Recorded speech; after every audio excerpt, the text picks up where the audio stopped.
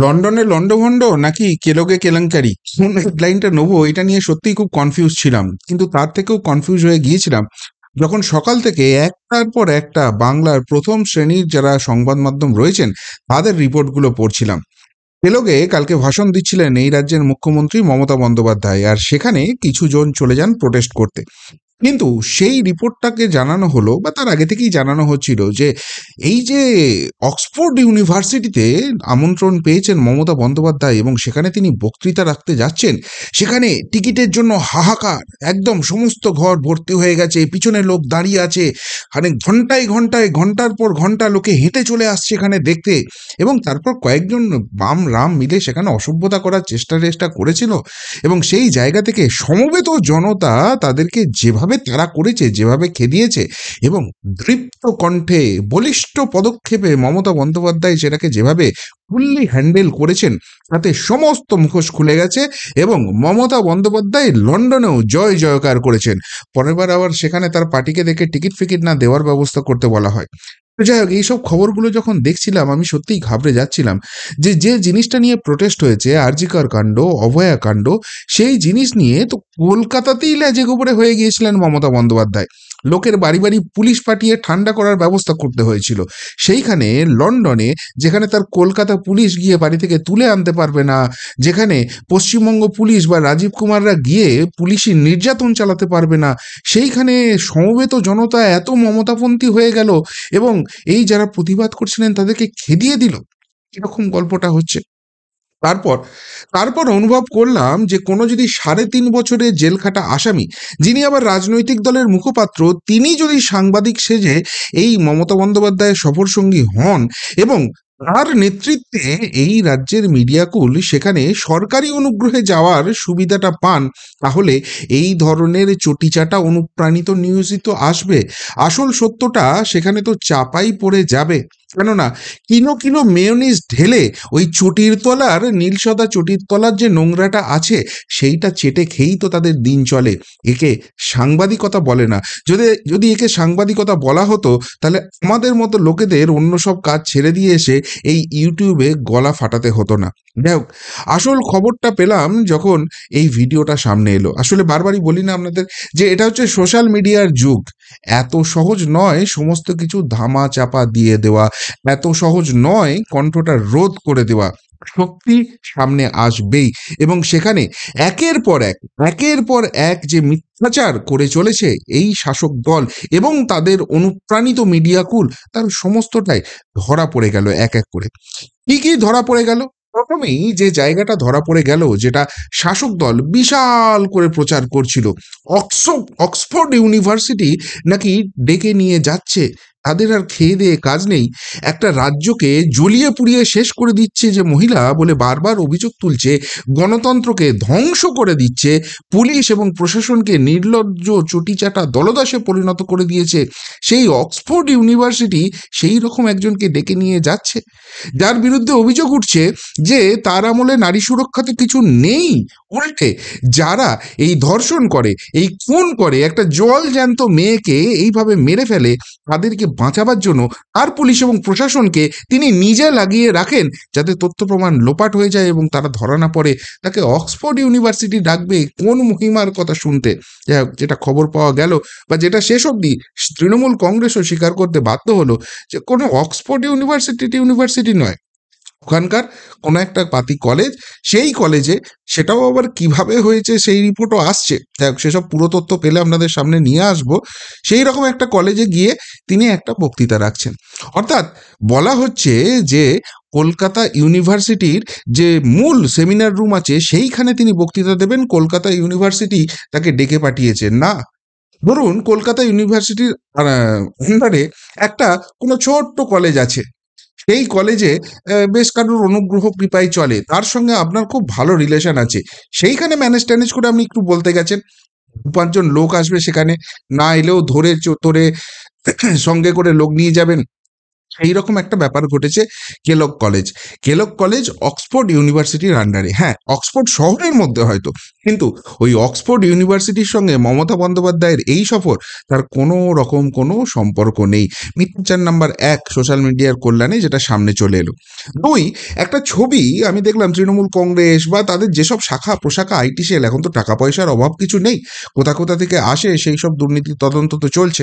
যাই হোক, তো সেইখানে বিভিন্ন যে আইটি পেজের পেজগুলো রয়েছে সেখান থেকে খবর প্রকাশ করা হচ্ছে যে অক্সফোর্ড ইউনিভার্সিটি মাননীয়া যখন সেখানে গেছেন তাকে ওয়েলকাম করা হয়েছে, কিন্তু একটু খোঁজ করে তত্ত্ব তলাশ নিতেই কি বেরিয়ে এলো, ওই মালদা দক্ষিণে একজনকে প্রার্থী করা হয়েছিল মনে আছে, হেরে ভূত হয়ে বাড়ি চলে গেছে, থার্ড হয়েছিল বোধহয়, নামটাও এখন ভুলে গেছি, কি মির্জানুর রহমান না এরকম কি একটা নাম ছিল না, সেই ছেলেটি পড়াশোনা টড়াশোনা করে, কোন কলেজ অতটাও ডিটেলস এখন আমি পাইনি, বা সেখানে কিছু কিছু একটা করে।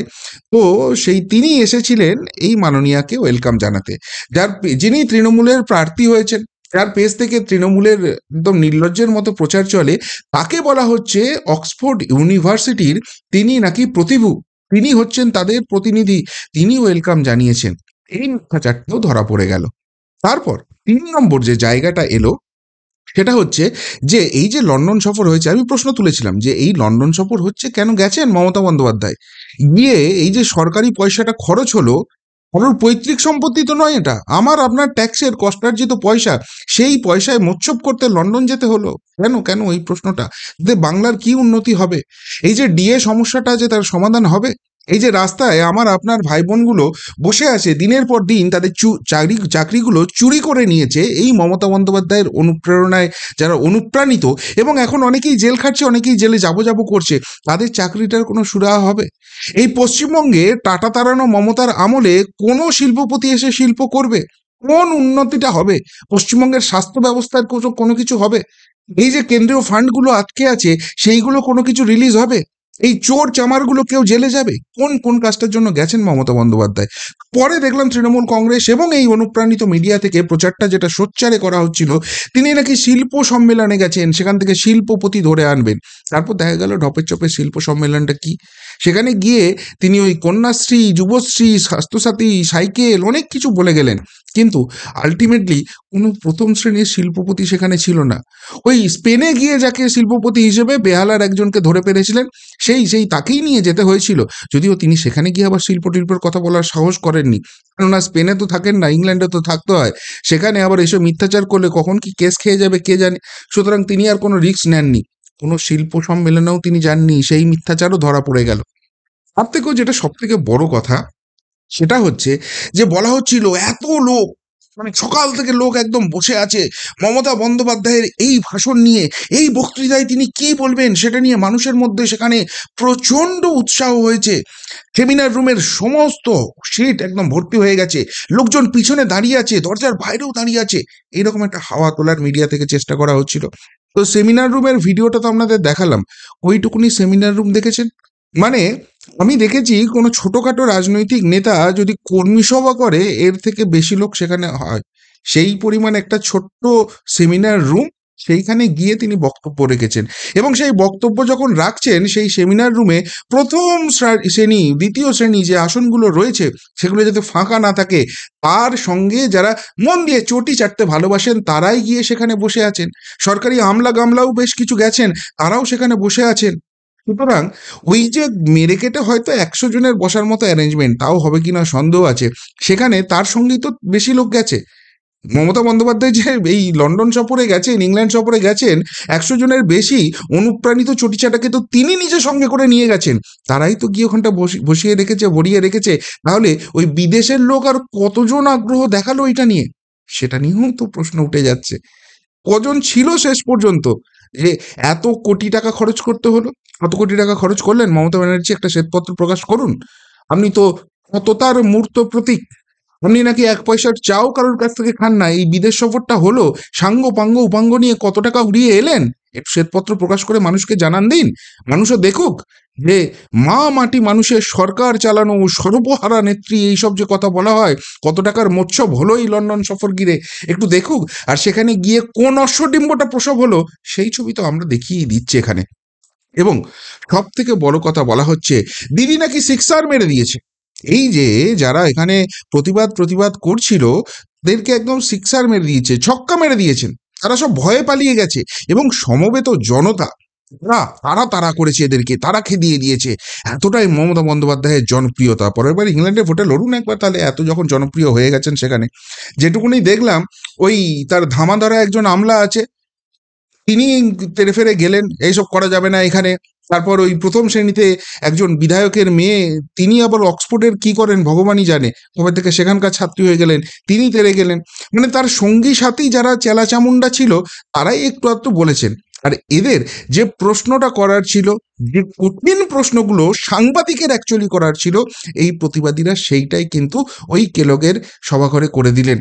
এবং যখন দেখলেন সেই প্রশ্নের কোনো উত্তর পাচ্ছেন না, মমতা ব্যানার্জির কাছে কোনো উত্তর নেই, বলতে গিয়ে গলা কেঁপে যাচ্ছে, গলা বুঝে আসছে, সাংবাদিকরা সত্যি সত্যি নিজেদের কাজটা করতে পারলে এই অবস্থা এই বাংলাতেই হতো, এই কলকাতার বুকে হতো। মমতা ব্যানার্জির উত্তর দিতে পারতেন না।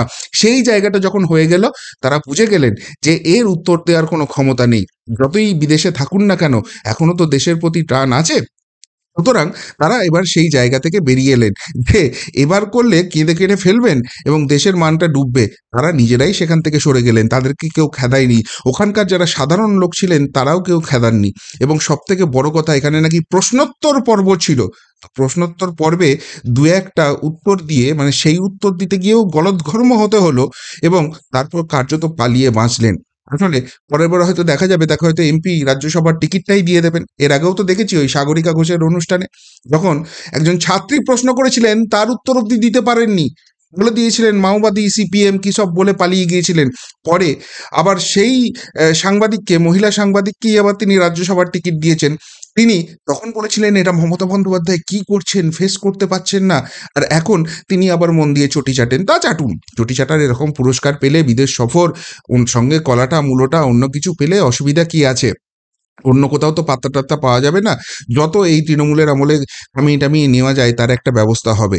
কিন্তু আলটিমেটলি অক্সফোর্ড ইউনিভার্সিটি গিয়ে বিশ্বজয় করার যে ভণ্ডামি সোশ্যাল মিডিয়া জুড়ে কদিন ধরে দেখছিলাম, আলটিমেটলি তার সমস্ত মুখোশ এইভাবেই সোশ্যাল মিডিয়ার কল্যাণে ভেঙেচুরে টুকরো টুকরো হয়ে গেল। এবং এই নির্বাচনের আগে লন্ডন সফর নিয়ে যে হাইপ তুলে, দেখো আমি রাজ্যের শিল্পের জন্য কত কী করেছি, যে ঢক্কানিনাদ করার প্রয়াস ছিল, সেই জায়গাতেও কার্যত অশ্বডিম্ব প্রসব হলো। এবং সেই অশ্বডিম্ব প্রসব করিয়ে তিনি তার সাঙ্গ পাঙ্গ চেলা চামুন্ডা সবাইকে নিয়ে কোটি কোটি টাকা খরচ করানোর মোচ্ছব করিয়ে অবশেষে মুখ পুড়িয়ে দেশে ফিরে আসছেন। এই গেল এক কলমে বলতে গেলে মমতা বন্দ্যোপাধ্যায়ের ইংল্যান্ড সফর। কি বলবেন মহারানীর এই মহা সফর নিয়ে? যদি কিছু বলার থেকে অবশ্যই কমেন্ট বক্সে কমেন্ট করে জানাবেন। এখনকার মতো এখানেই শেষ করলাম, ফেরত আসছি নতুন প্রতিবেদন নিয়ে খুব তাড়াতাড়ি। ভালো থাকবেন, সাথে থাকবেন, পাশে থাকবেন। নমস্কার।